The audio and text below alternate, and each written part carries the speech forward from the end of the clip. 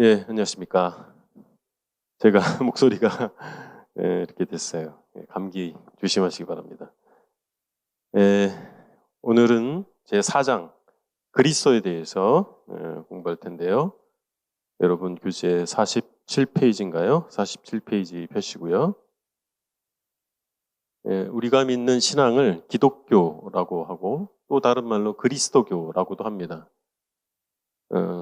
예수 그리스도를 메시아로 믿는 사람들, 믿는 신앙이라고 하는 말이죠. 프로 말하면.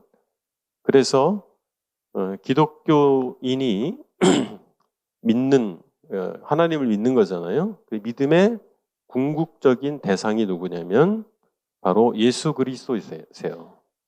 그래서 하나님을 믿는다, 내가 기독교인이다라고 하는데 예수 그리스도가 어떤 분인지 잘 모른다면 앞뒤가 안 맞는 말이겠죠. 그래서 예수 그리스도에 대해서 올바로 알고 믿는 것 너무나 중요한 겁니다. 이른바 이단이라고 하잖아요. 이단은 여러 가지로 말할 수 있는데 하나님에 대해서 또 예수 그리스도에 대해서 잘못 가르치는 것. 다른 하나님, 다른 예수를 전하는 게 이단이에요. 왜 이단이냐면 한자 말 그대로 하면 끝이 다르다는 뜻이에요. 종말이 다르다. 그것은 지옥 가게 된다 이 말이에요. 천국 갈 수 없다. 그 교리를 가지고는 그 가르침은 천국 갈 수 없게 하는 가르침이다라고 하는 것입니다. 특히 이제 한국에는 유독 기독교 이단이 많이 있잖아요. 요즘에 또 사회적 이슈가 되고 있는 것이기도 한데, 근데 그 이단에 미혹되는 사람들이 기독교인이 많아요. 기존에 기독교인이었던 사람들이 그런 이단에 미혹이 된단 말이죠. 이유가 어디에 있는 거니? 하나님에 대해서, 그리스도에 대해서 잘 모르기 때문에 그렇습니다. 그래서 다른 예수를 가르치고 있음에도 불구하고 미혹되는 이유가 거기에 있는 것이죠. 그래서 그리스도, 예수 그리스도에 대한 올바른 이해, 이거 너무나 중요한 문제다라고 하는 것입니다. 요한복음 17장 3절에서 영생에 대해서 말씀하는데 영생은 곧 유일하신 참 하나님과 그가 보내신 자 예수 그리스도를 아는 것이다. 이렇게 말하고 있어요. 영원한 생명, 구원이라고 하는 거죠. 이것은 하나님을 아는 것, 예수 그리스도를 아는 것과 밀접한 관련이 있다. 분리해서 말할 수 없다라고 하는 것입니다. 그래서 이런 맥락에서 이 시간에 정말 예수 그리스도에 대해서 피상적으로 혹시 알고 있다면 정확하게 아시는 계기가 되시면 좋겠다 생각이 듭니다. 먼저 하나님이자 사람이신 분이십니다. 예수님은 하나님이심과 동시에 사람이세요. 골로새서 1장 15절에 보면 그는 보이지 아니하는 하나님의 형상이시오 이렇게 됐어요. 하나님은 형상이 없잖아요. 그렇죠? 어떤 형상을 만들면 이미 하나님이 아니게 되는 거예요. 그래서 어떤 형상도 만들지 말라고 하나님이 엄히 명하신 이유는 어떤 형상을 만드는 순간 더 이상 하나님이 아니게 되기 때문에 하나님을 왜곡하는 것이기 때문에 어떤 형상도 만들지 말라고 하신 겁니다. 그런데 예수님은 바로 하나님의 형상이시다. 이렇게 말씀하고 있고 그렇다면 하나님이 형상이 없는 그 하나님이 어떻게 형상이 있는 사람이 될 수 있었을까라고 하는 것이 사실 인류의 숙제예요. 네. 성육신이라고 하잖아요. 그래서 참 우리가 하나님을 믿는다라고 하는 것은 이해하는 것이 전제가 됩니다. 이해하고 그 이해한 내용을 마음에 아멘으로 합하는 거예요. 그게 믿음이거든요. 그러니까 이해가 없이 믿을 수는 없어요. 그런데 또 반면에 완벽히 이해할 수도 없어요. 바로 이 대표적인 것이 성육신이거든요. 제가 여러분의 믿음을 한번 흔들어 볼게요. 하나님은 어떤 분이세요? 무한하신 분이에요. 무한. 그렇죠? 어떤 거에 예속돼 있잖아요. 편재하시다. 그리고 시공을 초월해 계시다. 여러 가지로 말할 수 있잖아요. 근데 사람은 어때요? 시공의 제한을 받는 존재예요. 형상이 있고 유한하죠. 그런데 하나님이 어떻게 사람이 될 수 있었겠어요? 가능합니까? 무한 이퀄 유한. 등식이 성립하지 않아요. 그래서 교회 역사, 오랜 역사 가운데에서 이 부분을 해결하지 못해서 많은 이단이 출현한 거예요. 이단이 나는 이단을 만들어야지, 그런 이단이 지금 한국에는 있어요. 그런데 교회 역사 가운데에서 아주 나름 훌륭한 그리스도인이었고 훌륭한 학자이기도 했던 사람들이 성경에서 말하는 성육신, 성경에서 말씀하고 있는 예수 그리스도에 대해서 잘못된 인식을 갖게 되면서 이단화가 된 경우가 있더란 말이죠. 바로 이거예요. 우리가 이성적으로 이해할 수 없는 영역인 거예요, 사실은. 근데 우리 여러분들이 예수님은 하나님이시고 사람이신 것을 믿고 있잖아요. 그렇죠? 아멘? 하나님의 은혜입니다. 그래서 우리가 다 알고 명백하게 정리가 됐기 때문에 믿는 건 아니에요. 그래서 어린아이와 같은 믿음을 주님이 칭찬하시는 거예요. 어린아이가 어때요? 다 알고 논리적으로 다 이해할 수 있고 그래서 믿는 게 아니죠. 순수함이죠. 단순성, 순수함. 그걸 먼저 말씀드리고, 그러면 성경은 예수님이 하나님이시면서 사람인 것에 대해서 어떻게 말씀하고 있는지를 하나씩 살펴보도록 하겠습니다. 먼저 하나님이시다라고 말씀하고 있는데, 예수님은 하나님으로서 하나님을 계시하시는 분이에요. 계시란 말이 감추어졌던 것을 열어서 보여준다, 이런 뜻이거든요. 그래서 감춰져 있으면 알 수가 없잖아요. 근데 이렇게 보여주면 알게 되겠죠. 근데 누구를 계시하시냐면 하나님을 계시하시는 거예요. 요한복음 14장 9절에 보면 나를 본 자는 아버지를 보았거늘. 그러니까 예수님을 보는 것은 당시에 하나님을 볼 수 있는 거예요. 놀라운 얘기죠. 그리고 내가 아버지 안에 거하고 아버지는 내 안에 계시다. 10절에서 그렇게 말씀하고 있습니다. 그래서 예수님이 이 땅에 오셔서 했던 그 활동을 잘 생각해 보세요. 가르치셨죠. 그렇죠? 예수님이 가르치셨는데 천국, 하나님 나라에 대해서 가르치시고 하나님에 대해서 가르치신 거예요. 그런 이 계시죠. 우리는 계시의 기록인 성경을 보고 있는 거예요. 그렇죠? 하나님께서 하나님의 어떠함에 대해서, 하나님의 뜻에 대해서 기록해 놓으신 것이 성경이에요. 그 계시 기록이라고 우리가 믿는 것입니다. 그것처럼 예수님은 직접 하나님이신데 사람이 되어 오셔서 하나님에 대해서 알려주셨다라고 하는 것입니다. 그리고 그분이 생활을 하셨잖아요. 어린 시절이 있었고 성인이 돼서 가족을 또 부양하셨고, 그리고 공생을 시작한 후에는 제자들과 동행하셨잖아요. 함께 먹고 자고 하신 거예요. 그러면서 뭘 보여주셨냐면 그분의 인격을 보여주신 거예요. 그분의 성품을 보여주신 거예요. 사람은 겪어봐야 알죠. 겪어본 거예요. 제자들이, 예수님의 측근의 사람들이 예수님을 겪어보면서 그분의 성품을 알게 되는 겁니다. 그분의 성품을 통해서 하나님의 성품을, 하나님의 속성을 알려주신 거예요. 그래서 예수님께서는 하나님께서 성육신 하셨다라고 하는 것은 정말 인류사에 있어서 너무나 놀라운 사건이었고, 그 예수님을 만나서 예수님을 따랐던 사람들은 그들의 삶 가운데서 하나님의 임재라고 하는 그것이 생생한 현실로 이루어졌다라고 하는 겁니다. 여기서 우리가 생각해 봐야 할 것은 우리가 예수를 믿는다라고 하는 것, 그것은 우리 삶의 생생한 현실이 되어야 한다라고 하는 겁니다. 여러분이 정말 예수님을 만났다면 여러분의 삶의 생생한 현실이 되어야 돼요. 그냥 이해하는 수준, 우리가 무슨 정보를 받잖아요. 정보를 그래, 뉴스를 들었어, 그런 일이 있었구나, 이해하는 수준. 학교에서 공부를 해요. 그럼 점수를 맞추기 위해서 외웠어요. 그것을 암기하고 있어요. 그런 수준의 것이 아니고 그분을 통해서 하나님을 볼 수 있고 하나님의 성품을 내가 경험하는 것입니다. 그래서 그것이 나의 삶 가운데 생생한 현실로 이어지는 거죠. 그리고 성경에서 예수님은 하나님으로 표현이 되어 있습니다. 요한계시록 22장 13절에 보면 처음과 나중, 알파와 오메가라고 표현되어 있습니다. 이건 아무에게나 쓰는 말이 아니에요. 시작과 끝이 되신다. 이 말이거든요. 헬라어의 첫 번째 알파벳이 알파고 마지막 알파벳이 오메가예요. 그 말은 시작과 끝이다 이 말이에요.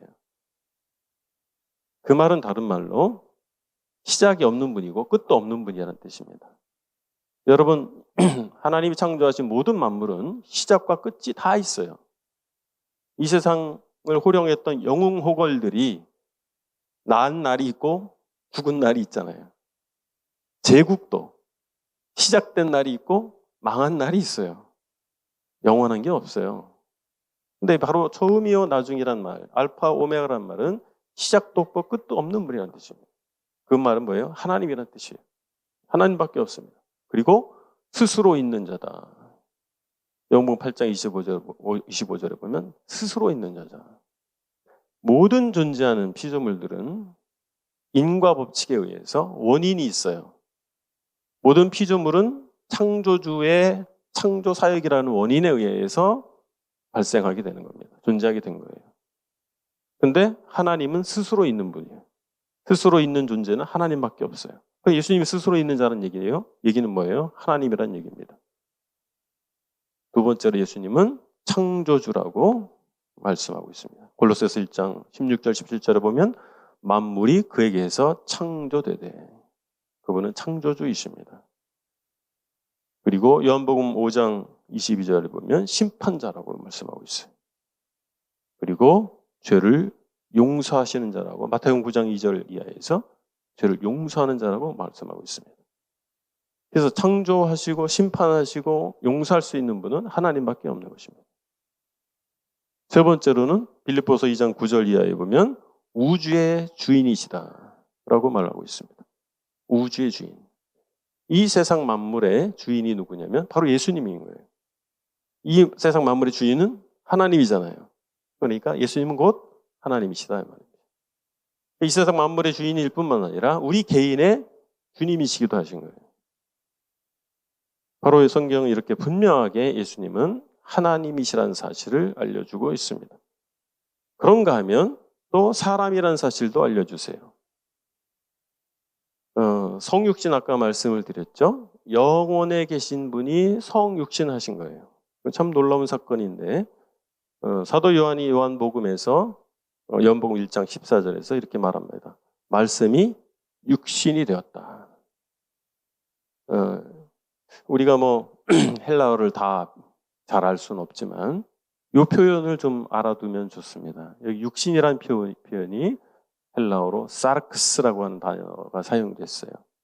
근데 이 단어는 우리가 몸을 나타내는 말이 우리말도 여러 가지 말이 있잖아요. 몸뚱아리, 옥체, 그죠? 다양한 말이 있죠. 몸을 표현하는 말이. 근데 이 사르크스란 말은 똑같진 않지만 우리 식으로 말하면 몸뚱아리, 이렇게 몸덩어리 이렇게 말하는 아주 낮은 수준의 몸을 표현하는 말이라고 하는 것입니다. 사도 요한은 영원에 계신 하나님이 아주 낮은 수준으로 자기를 낮추신 사실, 정말 실제 이 육체를 가진 사실을 알려주고 싶었던 겁니다. 그리고 우리말로는 이제 말씀으로 번역이 되는데 이 헬라어로 로고스라고 되어 있거든요. 이 로고스가 육신이 됐다. 이게 요한의 증언이에요. 근데 당시에 로고스는 직역을 하면 말, 진리 이렇게 사전적으로 그렇게 말할 수 있지만 당시 헬라 철학이 이 지역을 많이 유행하고 있었어요. 플라톤 아십니까? 그런 헬라 철학이 유행하고 있었는데 헬라 철학에서는 철학자는 이 용어를 뭘로 사용했냐면 어떤 원리, 법칙, 어떤 존재를 통제하고 조절하는 원리나 법칙을 의미하는 단어로 로고스를 사용했습니다. 그래서 사도 요한은 그건 헬라 철학자들이 사용하고 있는 그런 모든 존재를 통괄하는 원리와 법칙이라고 하는 의미와 창세기에 나타난 하나님께서 말씀으로 세상을 창조하셨잖아요. 그것을 융합해서 사도 요한이 주님으로부터 동행과 동행하고 하면서 탁월한 깨달음을 얻지 않았겠어요? 그러면서 예수 그리스도에 대해서 그분의 성육신을 얘기하면서 이 우주를 운영하는 이치이자 원리이신 그리고 하나님의 말씀이신 바로 성자 예수님을 알려주고자 했던 것입니다. 그래서 그러한 분이 이 우주를 존재하고 우주의 존재를 통괄하고 우주를 운영하는 원리가 되시는 그래 하나님의 말씀 되시는 그분께서 사람이 되셨다. 육신을 가지셨다라고 하는 거예요. 이게 엄청난 놀라운 선언인 거예요. 요한복음 1장을 잘 묵상하면 정말 놀라운 경험을 여러분 하시게 될 겁니다. 이 세상을 보는 눈이 달라지는 거예요. 예수 그리스도를 보는 시각이 달라질 수 있다는 것입니다. 그래서 생명의 만물과 생명을 창조하신 분 그리고 운영하시는 분 그것이 바로 로고스가 알려주고자 하는 사도 요한의 뜻이었다라고 하는 것입니다. 로고스를 통해서 알려주고자 하시는 거예요. 생명을 주시는 거예요. 여러분 만물을 창조하셨다. 만물을 운영하신다라고 하는 것은 모든 생명이 그분의 손에 있다라고 하는 얘기입니다. 우리가 이 땅에 태어나고 영원히 살지는 않잖아요. 예. 어디가 아플 때 되면 저도 저보다 나이가 드신 분들한테 죄송하지만 나이가 먹으면서 많이 아프면 야 이러다가 죽을 수도 있겠구나 그런 생각을 하는데 생명이 내 것이 아닙니다. 하나님의 것이에요. 생명을 주시기도 하시고 취해가기도 하시는 거예요. 예수님 자신이 생명의 떡이라고 요한복음 6장에서 말씀하시잖아요. 네. 그 사도 요한이 요한복음을 계속 기록하고 있는 거예요. 로고스를 말하면서 그분이 육신이 되셨다. 6장에 가서 그분은 생명이시다. 생명의 떡이시다. 이게 다 연결되는 말입니다. 그 예수님을 우리가 만나면 생명을 얻는 것입니다. 예수 안에 생명이 그분은 생명 자체이시고 생명을 주시는 분이십니다. 생명을 운영하시는 분이세요. 여러분 예수님 만나서 생명을 얻으셨습니까? 아멘? 생명을 얻으신 거예요. 그리고 우리는 진리이신 예수님 만나기 때문에 빛 가운데 있는 거예요. 로고스가 말씀, 진리란 뜻도 있다 그랬잖아요. 우리는 빛 가운데, 진리의 빛 가운데 있는 것입니다. 우리가 예수님 만나는 것에 대해서, 예수님 믿는 것에 대해서 상당히 자기의 현실의 삶과 좀 이반된 의식을 갖는 경우가 있어요. 근데 예수님을 안다는 것, 예수님을 만났다는 거 하는 것은 정말 생명 가운데 있는 것이고 진리의 빛 가운데 있는 거예요. 그것이 우리의 삶 가운데서 이루어질 수 있어야 된다라고 하는 것입니다. 예수님은 온전한 인간으로 나타나 있는데 마태복음에 족보가 나오죠. 누가복음 3장에도 족보가 나와요. 바로 예수 그리스도의 족보입니다. 족보가 있다는 얘기는 뭐예요? 사람이란 얘기, 사람. 네, 사람이니까 족보가 있죠. 저도 족보가 있거든요. 네. 저는 중국 분들 만나면 그 얘기합니다. 저희 조상도 중국에서 왔습니다. 근데 언제 왔냐면 1000년 전에 1000년 전에 왔어요. 그래도 반가워하더라고요. 중국 사람이라고. 저도 오리지널이 중국입니다. 이렇게 얘기하면. 자, 족보가 있다는 얘기는 사람이란 얘기예요. 그래서 마태복음과 누가복음을 통해서 그 족보를 통해서 알려주고자 하는 바는 바로 메시아의 계보, 메시아의 족보를 통해서 오신 분이다. 예수님이. 그걸 알려주는 거예요. 부모가 있고 조상이 있고 출생이 있고 성장이 있다. 바로 예수님 그런 분이시다라고 하는 것입니다. 예수님의 육신의 동생들이 있었어요. 육신의 동생들이 예수님의 메시아라고 하는 것을 받아들일 수 없었던 거예요. 그냥 어렸을 때 같이 놀고 막 그랬던 형이 메시아라고? 야, 이거 어떻게 받아들여요? 못 받아들였었어요, 처음에. 근데 예수님 부활하신 다음에 그 육신의 동생들이 예수님이 그냥 단순히 우리의 육신의 형이 아니었구나. 그걸 알게 됐고 예수님을 전하는 사람들이 됐죠. 그러니까 예수님 그 말은 뭐냐면 예수님의 육체적 출생은 실제였다라고 하는 것을 증명해 주는 겁니다. 예수님은 육체적 한계를 경험하셨잖아요. 목마르고 배고프고 주무시기도 하셨죠. 화장실은 가셨을까요? 예수님 화장실 가신 건 상상하기도 싫죠. 화장실도 가시고.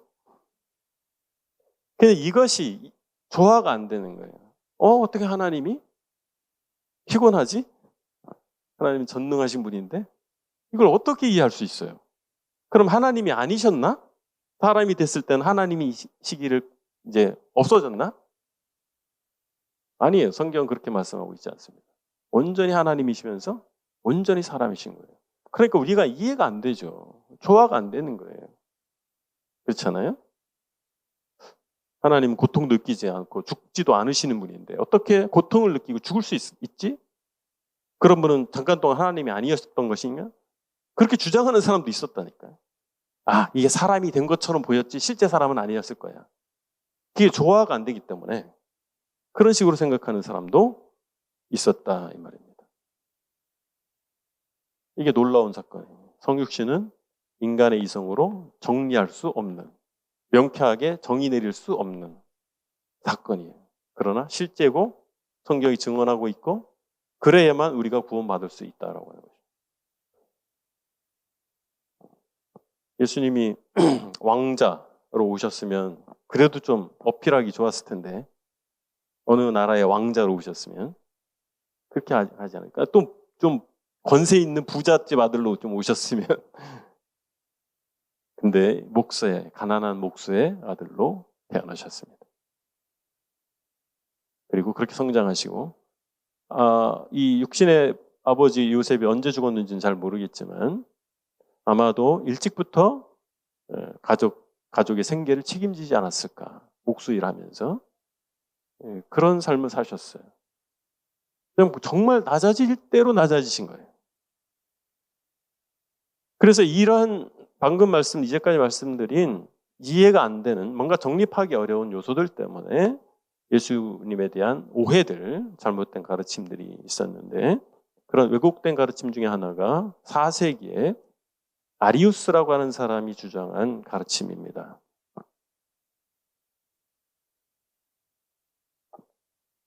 아리우스는 이렇게 주장을 했어요. 만일 성부 하나님이 성자를 예수님을 낳았다면 난자 예수님은 시작이 있을 수밖에 없다. 그럴듯하죠. 그죠? 성부가 성자를 낳았다라는 개념이 있으니까. 그래서 예수님은 창조주 하나님, 성부 하나님과 똑같지는 않다. 그래서 피조물도 아니다. 그래서 하나님과 피조물 사이의 중간적인 존재다라고 주장을 했어요. 이것이 바로 아리우스주의입니다. 그래서 하나님이 예수님을 창조했고 예수님이 세상을 창조했다. 이런 식으로 주장을 하는 거예요. 그러니까 결론은 예수님은 하나님이 아니다. 이 말이에요. 오늘날 이 아리우스주의와 똑같은 가르침을 가지고 있는 사람들이 있죠. 바로 여호와의 증인이라는 사람들이에요. 그들이 왜 이단이냐면 그래서 이단입니다. 예수님에 대해서 잘못된 다른 예수를 전하기 때문에 그런 거예요. 그들은 여호와 하나님과 예수님을 다른 분으로 얘기합니다. 자기들은 여호와 하나님의 증인이다. 그래서 여호와의 증인이라고 하는 거예요. 여호와 하나님은 성부 하나님이고 신약의 예수님은 그분의 피조물이다. 이렇게 얘기를 하는 거예요. 성경의 가르침이 아니잖아요. 이제까지 제가 하나님이라고 한 표현들 성경에 찾아봤잖아요. 그것과 모순이 되는 것입니다. 이 초대교회 당시에 이제 아까도 말씀드린 그리스 철학, 특히 이제 플라톤 철학이 많이 영향을 미치고 있을 때였어요. 플라톤 하면 이원론입니다. 이원론. 그래서 보이는 세계와 보이지 않는 세계. 보이는 세계는 그림자이고 실체는 보이지 않는 세계에 있다. 그래서 뭐 동굴에 모닥불 피워놓은 걸 가지고 얘기합니다. 동굴에서 모닥불을 폈는데 모닥불을 쬐다 보니까 동굴 벽에 그림자가 생길 거 아니겠어요? 근데 그런 식으로 얘기를 합니다. 실체는 모닥불 앞에 있는 사람이잖아요. 그림자는 실체가 아니죠. 그래서 우리가 보이는 현상 세계는 그림자일 뿐이다. 실체는 보이지 않는 세계에 있다. 뭐 이렇게 주장을 하는 거예요. 그래서 이 이원론에 의하면 이 신적 본질은 변할 수 없다라고 보는 거예요. 신적 본질은 변할 수 없다. 그리고 이 보이는 이 육체적인 것들, 이 가상 세계, 보이는 세계는 실체가 아니다. 그리고 하등한 것이다라고 보는 거예요. 이런 영향을 받은 사람들은 하나님이 사람이 될 수 있다고 믿을 수가 없는 거예요. 그래서 사람이 된 것처럼 보였을 뿐이지 실제 사람이 된 게 아니다. 그러니까 가현설, 실제 사람이 된 게 아니다 이 말이에요. 네, 가현설이라고 하는 겁니다. 그런데 사도 요한은 그렇지 않다. 말씀이 육신이 됐다. 사르크스라고 하는 단어를 사용하면서 강력하게 얘기하는 거예요. 그렇지 않다. 요한복음은 성경 중에서 굉장히 뒤쪽에 기록된 성경이에요. 이 편집 순서 마태, 마가, 누가, 요한 이 네 번째는 오니까 굉장히 앞에 뭐 일찍 기록된 것처럼 생각하잖아요. 근데 편집을 그렇게 한 거예요. 나중에 기록됐어요. 사도 요한은 이 영지주의자들, 이원론자들과 싸웠던 사람이에요.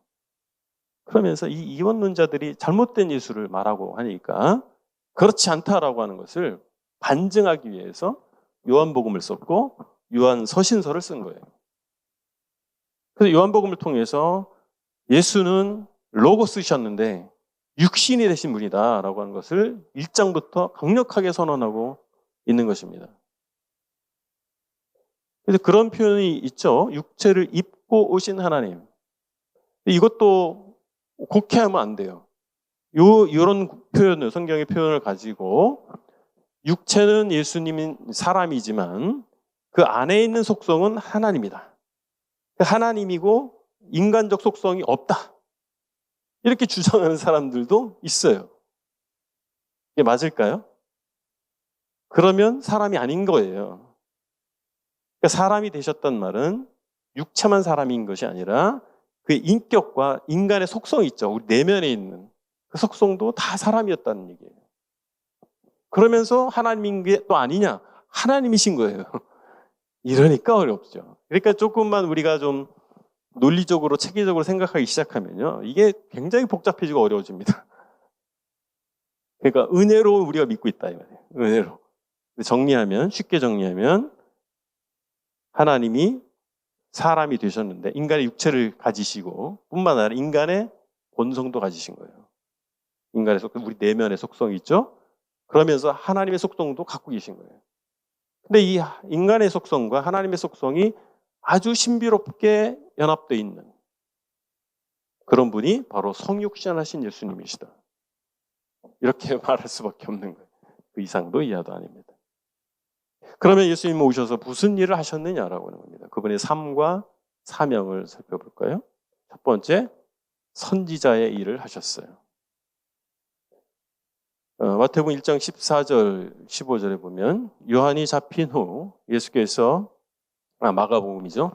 예수께서 갈릴리에 오셔서 하나님의 복음을 전파하여 이르시되 때가 찼고 하나님의 나라가 가까이 왔으니 회개하고 복음을 믿으라 하시더라. 예수님은 말씀을 선포하셨습니다. 그것은 무슨 역할이에요? 선지자의 역할이에요. 복음을 믿으라고 촉구하셨어요. 예수 그리스도의 말씀으로 우리는 그래서 성찰을 해봐야 돼요. 많은 믿지 않는 사람들이 예수님의 선포하는 메시지, 예수님의 말씀을 통해서 자신을 성찰해 봐야 돼요. 믿는 우리도 매일의 삶 가운데에서 예수님의 말씀을 통해서 우리 자신을 성찰해 봐야 됩니다. 그것이 큐티라고 하는 거예요. 큐티가 어떤 율법, 종교적 규칙을 지키는 그런 차원이 아니고 주님의 말씀을 통해서 자신을 성찰하는 시간. 이게 큐티예요. 큐티를 하는데 말씀을 보고 기도하는데 성찰이 이루어지지 않으면 아무 소용없어요. 성찰하는 거예요. 나는 제대로 살고 있는가? 나의 내면은 정결한가? 나는 올바른 생각을 갖고 있는가? 이것을 성찰하는 거예요. 그리고 예수님은 대제사장의 역할을 하셨습니다. 그리스도께서 장래 좋은 일에 대제사장으로 오사 손으로 짓지 아니한 것 곧 이 창조에 속하지 아니한 더 크고 온전한 장막으로 말미암아 염소와 송아지의 피로 하지 아니하고 오직 자기 피로 영원한 속죄를 이루사 단번에 성소에 들어가셨느니라. 히브리서 9장 11절 12절의 말씀이죠. 대제사장의 역할이 뭡니까? 구약의 우리 제사, 희생제사를 좀 공부하신 분들은 금방 이해를 하겠지만 제사장들이 있고 대제사장이 있어요. 이 대제사장은 이 제사를 총괄하는 사람이에요. 하나님께 드리는 제사를 총괄하는 사람인데 그 중에서 이 대제사장이 하는 중요한 역할이 있는데 뭐냐면 대속죄일이라고 하는 절기가 있습니다. 유대인의 절기. 이 대속죄일은 이스라엘 온 백성의 죄를 개인의 죄뿐만 아니라 온 백성의 죄를 위해서 하나님께 제사 드리는 거예요. 이 희생제물을 잡고 피를 받고 이렇게 해서 대제사장 그 희생제물의 피를 가지고 그날만큼은 대제사장의 이 화려한 에봇이라고 하는 옷이 있어요. 이 관부터 시작해서 보석이 박힌 흉패 이런 것들 굉장히 멋있는 그런 의복이 있는데 그 의복을 입지 않고 하얀색 세마포 옷을 입습니다. 그리고 희생제물의 피를 가지고 하나님의 임재하시는 지성소까지 들어가요. 아무도 들어갈 수 없어요. 들어가서 거기서 희생제물의 피를 시은저라고 하는 언약궤 이 뚜껑이 있거든요. 이 뚜껑에 황금판으로 되어 있는데 거기에 시은자, 은혜가 베풀어지는 자리라는 뜻이에요. 거기에 희생제물의 피를 7번 뿌리게 돼 있어요. 이게 대제사장의 역할이에요. 그러니까 이스라엘 백성을 대신해서 하나님께 속죄의 제사를 드리는 그것이 대제사장의 역할이었어요. 예수님은 대제사장의 역할을 하시기 위해 오셔서 누구의 피로 했냐면 염소와 송아지의 피로 아니었어요. 구약의 대제사장은 염소와 송아지의 피를 가지고 들어갔어요. 근데 예수님은 자기 피를 가지고 하나님께 나아가서 속죄의 제사를 드리신 거예요. 그래서 자기를 대속물로 주기 위해 이 땅에 오셨고 실제로 그렇게 하신 거예요. 그렇기 때문에 예수 그리스도를 믿는 사람은 새로운 삶을 살 수 있게 되는 거예요. 이제 죄로부터 벗어난 새 인생을 살 수 있게 되는 겁니다. 예수님께서 죽었다가 다시 사셨기 때문에 그 예수 그리스도와 연합이 돼서 이제 죽은 자가 된 것이요. 죄에 대해서 죽은 자요. 하나님의 의에 대해서 산 자가 되는 거죠. 우리를 그렇게 하신 이유, 우리를 위해서 십자가에 달려 죽으시고 부활하신 이유는 예수 그리스도를 믿는 모든 사람들이 정말 그런 사람이 될 수 있도록 하기 위해서 그렇게 하신 거죠. 그래서 이제 하나님과 새로운 관계가 맺어지게 되는 겁니다. 우리가 한 것이 아니잖아요. 예수님이 대제사장이었기 때문에 그분이 자신의 피로 속죄제사를 드렸기 때문에 이게 가능해진 거죠. 그래서 우리는 하나님과 새로운 관계가 형성이 된 겁니다. 어떤 관계예요? 아버지와 자녀의 관계가 된 거죠. 그래서 예수님께서 이루신 속죄에 대해서 신약성경은 세상 죄에 대해서 예수님 속죄하셨다. 세상 죄. 세상이 얼마나 공간적 개념이 있죠? 이 지구상에 있는 모든 죄. 시간적 개념이 있습니다. 태초부터 종말까지 모든 죄. 그러면 논리적으로 나의 과거와 현재와 미래가 이 세상 죄에 다 포함이 되는 거예요. 지난 죄는 사함받고 앞으로 지을 죄는 내가 회개해야 되고 내가 해결해야 되고 매우 인간적인 생각이죠. 이 세상 죄에 대한 개념을 잘못 알고 있기 때문에 그런 거죠. 그렇다면 이 세상 모든 사람의 죄를 예수님이 담당하셨잖아요. 그럼 이 세상 사람들은 다 천국 가겠네요? 그런 거예요? 여기서 문제가 생기는 거예요. 누가 수혜자가 될 거냐라고 하는 거예요. 누가 수혜자가 될 수 있느냐라고 하는 겁니다. 그래서 이 두 가지를 우리는 반드시 고려해야 됩니다. 첫 번째, 하나님의 법정에서 해결하신 거예요. 하나님의 법정. 법정에서 뭐가 이루어졌어요? 이 세상 모든 사람의 죗값이 치러졌다라고 하는 게 이루어진 거예요. 그게 인정된 거예요. 하나님 법정에서. 그래서 끝난 거예요. 해결된 거예요. 근데 두 번째는 응답의 측면이 있는 거예요. 응답. 복음을 듣는 사람들에게 그러므로 우리가 예수 그리스도를 대신하여 사신이 되어 하나님이 우리를 통하여 너희를 권면하시는 것 같이 그리스도를 대신하여 간청하노니 너희는 하나님과 화목하라. 그렇게 전파하잖아요. 하나님이 다 하셨어요. 예수님이 다 하셨어요. 그 소식을 전해주면서 너희는 응답하라. 하나님과 화목해라. 응답의 측면이 있다라고 합니다. 이것을 좋아하기가 쉽지 않아요. 아까 성육신 얘기한 것처럼 참 어려워요. 어디까지냐? 몇 퍼센트냐? 몇 퍼센트? 5대 5냐? 6대 4냐? 뭐 교통사고 나가지고 뭐 누가 더 과실이 크냐? 따지듯이 그렇게 할 수 있느냐, 이게 쉽지 않습니다. 그래서 하나님 은혜로 된다 이렇게 말해도 맞는 것이고, 믿어야 된다 이것도 맞는 거예요. 근데 하나님 은혜 없이 믿음으로 된다, 믿음으로만 된다 이렇게 말할 수 없어요. 그 다음에 믿는지 상관없이 그냥 은혜로 다 구원받을 수 있다, 이것도 말이 안 되는 거예요. 성경은 둘 다 얘기하고 있습니다. 여러분, 그거를 딱 끊어가지고 어떻게 규정할 수 없어요. 그냥 나는 그 하나님의 은혜에 대해서 반응할 뿐이죠. 감사합니다. 그 다음에 예수님은 왕으로 오셨어요. 유대인의 왕으로 오셨습니다. 마태복음에 족보가 있다고 말씀드렸죠? 마태복음의 족보는 아브라함부터 시작합니다. 쭉 내려와요. 그래서 마태는 예수님을 누구로 소개하고 있냐면 구약에 약속된 메시아, 유대인의 왕으로 오신 메시아에 대해서 알려주고자 했어요. 그래서 족보를 쭉 얘기하는데 그 족보의 핵심이 바로 다윗입니다. 이 다윗의 계보를 통해서 오시는 왕으로 오시는 메시아이신 예수 그리스도를 알려주고 있는 거예요. 예수님이 왕이라고 하는 것은 이제 모든 사람에게, 모든 세대가 알게 될 날이 올 거예요. 지금은 뭐 안 그렇죠? 지금은 우리의 예수님 믿는 사람들에게만 왕으로 알려져 있지만 이제 모든 무릎을 그분 앞에 꿇게 될 날이 올 것입니다. 모든 입으로 예수 그리스도를 주라 시인하는 그 날이 오는 거예요. 그래서 누구든지 결국은 예수님의 왕이라고 하는 것을 인정하는 날이 옵니다.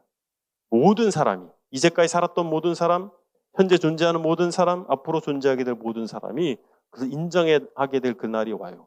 근데 어떤 상황에서 인정할 거냐라고 하는 거죠. 지옥 불구덩이에 가면서 인정할 수도 있고요. 천국에 가서 인정할 수도 있고. 그리스도인은 바로 예수 그리스도를 왕으로 인정하는 사람이라고 정의할 수도 있습니다. 그럼 여러분에게 스스로 자문해 보세요. 나에게 예수님은 정말 왕이신가? 왕이라고 말은 하는데 실제로는 자기가 왕이 되고 있지는 않은가? 내가 하고 싶은 대로 하고 있지는 않은가? 아니면 정말 왕이 시키는 대로 하고 있는가? 이거예요. 이게 실제적인 문제입니다. 예수님께서는 부활하시고 승천하셨습니다. 예수님 부활하신 사실에 대한 세 가지 증거가 있는데, 첫 번째, 예수님의 장사 지낸 무덤이 비어 있습니다. 안식일이 지나고 안식 후 첫날이 되려는 새벽에 막달라 마리아와 다른 마리아가 무덤을 보려고 갔는데 비어 있었어요. 안식일이 토요일이죠? 안식 후 첫날이 뭐예요? 주일이죠? 그래서 우리가 일요일을 주일이라고 부르는 거예요. 주님이 부활하신 날이거든요. 주님을 장사 지낸 무덤은 부자 요셉의 무덤이었어요. 유대인들의 무덤은 굴을 팝니다. 그래서 개인의 무덤이 아니라 가문의 무덤이에요. 그래서 부자들이 그걸 소유할 수 있었어요. 그래서 이게 들어가면 예배하는 곳이 있어요. 그리고 꺾어 들어가면 실제 이제 시신을 놓는 데가 나옵니다. 돌판이 있고 거기 시신을 올려놔요. 시간이 지나면 썩죠? 그럼 뼈를 추립니다. 뼈를 추려서 작은 턱관에 뼈를 포개서 놔요. 그리고 이쪽 반대쪽에 보면 선반이 있어요. 그 선반에 뭐 고조 할아버지, 증조 할아버지 뭐 이렇게 해가지고 턱관을 꽂는 거예요. 가족 무덤이에요, 가족 무덤. 그런 형태의 무덤을 생각하셔야 돼요. 근데 이 아리마대 이 사람 요셉이 자기 묘실을 헌납한 거예요. 예수님 그 시신을 장사 지내도록. 그런 무덤에서 예수님은 부활하신 거죠. 그래서 나오신 거죠. 제자들도 못 믿었어요. 특히 도마, 우리 잘 아는 도마가 못 믿겠다고. 그래서 예수님이 도마에게 나타나시죠. 내 손을 만져봐라. 내 옆구리에 손을 넣어봐라. 도마가 어땠을까요? 실제 손을 넣어봤을까요? 그러지 못했을 것 같아요. 보세요. 예수님을 따랐던 제자들이 결정적 순간에 다 도망간 거 아시죠? 예수님 잡혀갈 때 다 도망갔어요. 근데 예수님이 십자가에 죽으셨죠? 그리고 부활하신 후에 예수님이 그들을 다 만나셔요. 그리고 이 사람들이 돌변합니다. 돌변하더니 다 순교했어요. 거의 대부분의 제자들이 순교했습니다. 그렇게 도망갔던 사람들이 죽음을 무릅쓰고 예수님을 증거하다가 순교했단 말이에요. 무엇이 그들을 바꿔놨을까요? 부활하신 예수님을 만났기 때문에 그런 거예요. 아, 예수님은 그냥 우리가 알고 있던 랍비가 아니구나. 메시아구나, 정말. 그걸 아는 거예요. 부활하셨구나. 부활은 예수님의 메시아심을 증명해주는 사건이었습니다. 성결의 영으로는 죽은 자들 가운데서 부활하사 능력으로 하나님의 아들로 선포되셨으니 곧 우리 주 예수 그리스도시니라. 로마서 1장 4절에서 바울이 증명해 주고 있는 것입니다. 두 번째로 하나님의 절대적인 뜻이 인간 구원은 어떤 세력도 막을 수 없다라고 하는 것을 증명해 주신 거예요. 사망도 막을 수 없는 일이다라고 합니다. 사람들이 저항해도 극복할 수 없는 문제가 있죠. 죽음이에요. 이 세상 어떤 영웅호걸도, 어떤 뛰어난 사람도, 어떤 부자도 극복할 수 없었던 거, 죽음입니다. 죽음 앞에서 다 무력해요. 근데 예수님은 죽음을 넘어서신 분이에요. 부활을 통해서. 그래서 예수 그리스도께서 보증해 주신 구원은 어떤 것도, 어떤 세력도, 어떤 힘도 파괴할 수 없는 거예요. 그래서 안전한 것입니다. 그리고 부활은 죽음을 극복한 사건으로 부활의 약속을 확증해 주신 거예요. 부활의 첫 열매가 되신 거예요. 그래서 예수 그리스도를 믿는 신앙은 부활 신앙이에요. 우리가 사는 이 현생의 삶이 전부가 아니다라고 하는 거죠. 우리는 죽음 이후가 있다라고 하는 거예요. 죽음 이후가 보장돼 있다라고 하는 거예요. 그래서 이것에 연연해하지 않는 거예요. 도를 하십니까? 그렇게 접근하는 사람들이 있었죠. 대학생 때 저 그런 사람 만났어요. 그럼 저는 도를 압니다. 그러니까 오히려 깜짝 놀래요. 이런 사람 처음 만났거든. 제가 막 복음을 전했었던 기억이 있는데. 여러분 도를 아십니까? 예, 우린 도를 알아요. 길을 아는 거예요. 내가 길이요, 진리요, 생명이니 나로 말미암지 않거나 아버지께로 올 자가 없느니라. 우린 그걸 길을 알잖아요. 예수님 승천하셨어요. 하늘로 올라가셨습니다. 하나님 우편에 앉아 계신 거예요.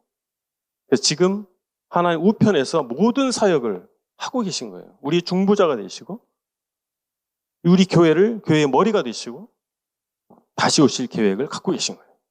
이 세상에 종말을 준비하고 계신 거예요. 완성자가 돼서 오시는 것입니다.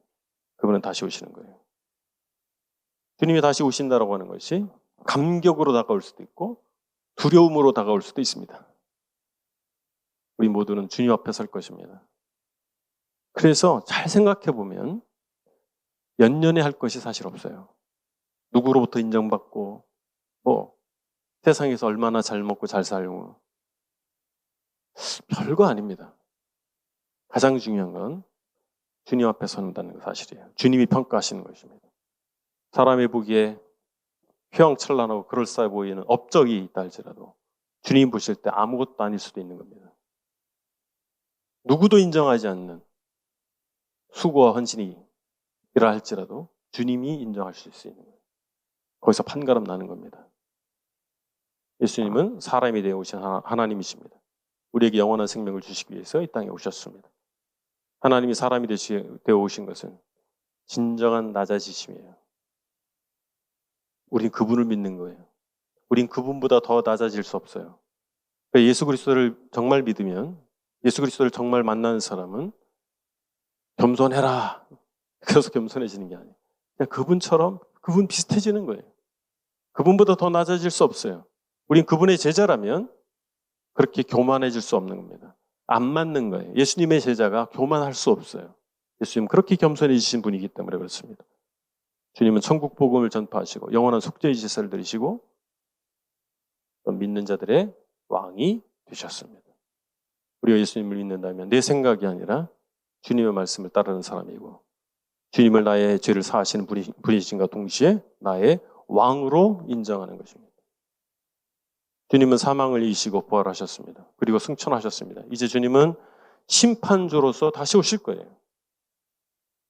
우리 주님의 다시 오심을 소망하고 계십니까? 아니면 주님 조금만 늦게 오세요. 나 아직 장가도 안 갔어요. 주님 빨리 오세요. 근데 아직 구원받지 못한 가족들이 생각나십니까?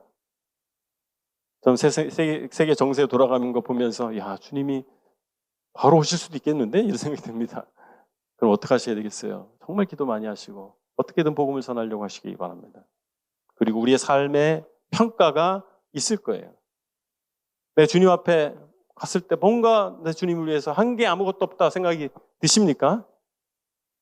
지난 수요일 날 달란트의 비유 말씀을 들었는데 몇 달란트 받으셨어요? 이유를 남기시기 바랍니다. 그냥 쌓아두지 마시고 묻어두지 마시고 이 앞에 이유를 남기시기 바랍니다.